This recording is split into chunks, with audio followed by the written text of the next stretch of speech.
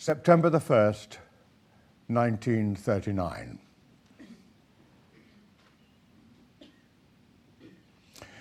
I sit in one of the dives on 52nd Street, uncertain and afraid as the clever hopes expire of a low, dishonest decade. Waves of anger and fear circulate over the bright and darkened lands of the earth, obsessing our private lives. The unmentionable odour of death offends the September night.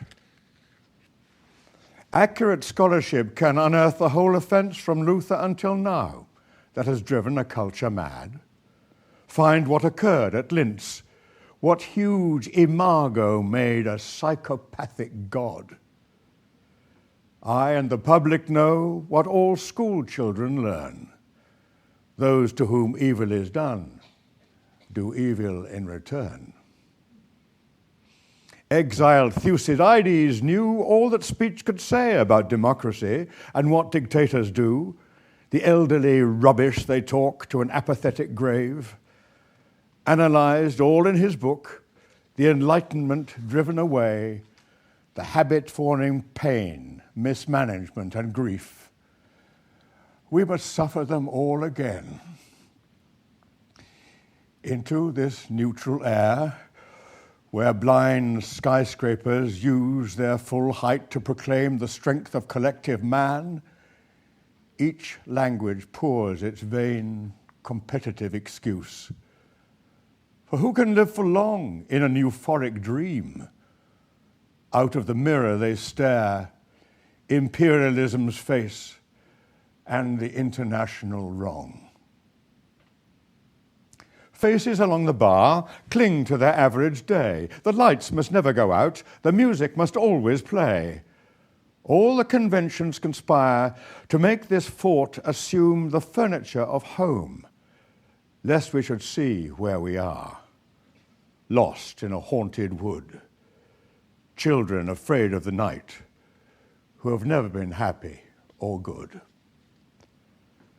The windiest militant trash important persons shout is not so crude as our wish. What mad Nijinsky wrote about Diaghilev is true of the normal heart. For the error bred in the bone of each woman and each man craves what it cannot have, not universal love, but to be loved alone. From the conservative dark into the ethical life, the dense commuters come, repeating their morning vow, I will be true to the wife, I'll concentrate more on my work. And helpless governors wake to resume their compulsory game. Who could release them now? Who can reach the deaf? Who can speak for the dumb? All I have is a voice to undo the folded lie, the romantic lie in the brain of the sensual man in the street, and the lie of authority, whose buildings grope the sky. There is no such thing as the state, and no one exists alone. Hunger allows no choice to the citizen or the police. We must love each other or die. Defenseless under the night, our world in stupor lies. Yet, dotted everywhere, ironic points of light flash out wherever the just exchange their messages. May I, composed like them of eros and of dust, beleaguered by the same negation and despair, show an affirming flame.